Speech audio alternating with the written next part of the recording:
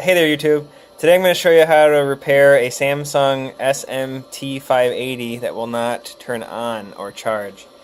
Basically, you're going to have to take the back off. There's no two ways about it. You can go online and find videos how to do it. It's pretty easy. All you need is a flathead screwdriver, or more preferably something like a butter knife, thin like that.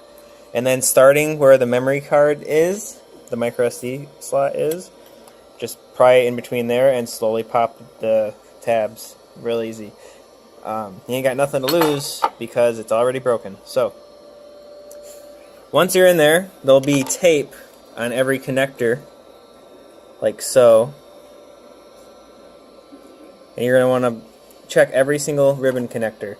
These ones open up by lifting on the brown spot here.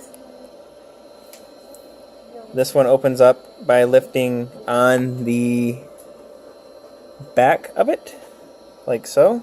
Lift here, pop it open. The battery ribbon is a likely culprit here. This one, the back pops up, and you can pull this out and reseat it. The one that actually fixed it for me was this connector down here, and this one just lifts here from the back. I don't know if I want to do it again because I don't want to break the connector. You can see this one is the 2016 revision, manufactured in April. I think what happens is that these ribbons span this entire distance, and when you drop it or jar it, it flexes this area and pulls them out of their connectors. This one was dropped by somebody, and it impacted the bottom left side there.